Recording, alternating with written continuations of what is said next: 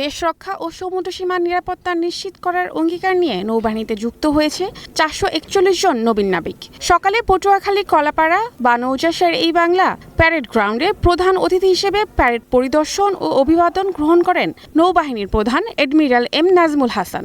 পরে তিনি নবীন নাবিকদের মাঝে পুরস্কার বিতরণ করেন। সেই সাথে নবীন নাবিকদের সামরিক প্রশিক্ষণ কাজে লাগিয়ে স্মার্ট নাগরিক হিসেবে নিজেদের গড়ে তোলার আহ্বান জানান।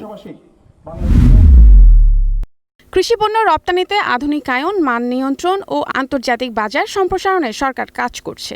রাজধানীর ফার্মগেটে কৃষি গবেষণা কাউন্সিলে চলতি মৌসুমের আম রপ্তানির উদ্বোধন অনুষ্ঠানে একথা বলেন কৃষিমন্ত্রী মোহাম্মদ আমিনুর রশিদ।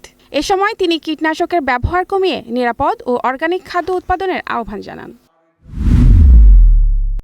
নারায়ণগঞ্জের আড়াইহাজারে বিএনপির সাধারণ সম্পাদক ওসমান গনিকে কুপিয়ে হত্যার ঘটনায় 4 জনকে গ্রেফতার করা হয়েছে। আড়াইহাজার থানার ভারপ্রাপ্ত কর্মকর্তা জানান, দীর্ঘদিন ধরে ওসমানের সাথে জমির মাটি বিক্রি নিয়ে স্থানীয় একটি পক্ষে বিরোধ চলছিল।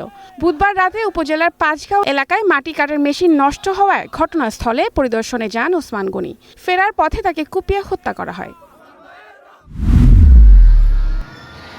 নতুন উপাচার্য নিয়োগকে কেন্দ্র করে কমপ্লিট শাটডাউন কর্মসূচি চলছে। গাজীপুরের ঢাকা প্রকৌশলী ও প্রযুক্তি বিশ্ববিদ্যালয় সকাল থেকে বন্ধ প্রশাসনিক ও দাপ্তরিক কার্যক্রম। মূল গেটে তালা ঝুলিয়ে রাখায় সীমানার দেয়াল টপকে ক্যাম্পাসে আসা যাওয়া করছেন কর্মকর্তা, কর্মচারী ও শিক্ষার্থীরা।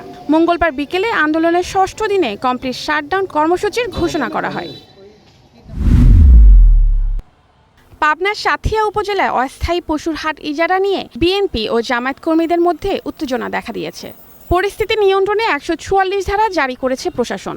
সাথিয়ায় বাজার সংলগ্ন ইছামতি নদীর তীরে ডাইকের পাশে পরিত্যক্ত জায়গায় অস্থায়ী পশুর হাট বসানোর জন্য পৌরসভার পক্ষ থেকে জেলা প্রশাসকের কাছে আবেদন করা হয়। কিন্তু নিলাম চলাকালে স্থানীয় বিএনপি ও জামায়াত সমর্থকদের মধ্যে উত্তেজনা দেখা দিলে পৌর প্রশাসক কার্যক্রম স্থগিত করেন।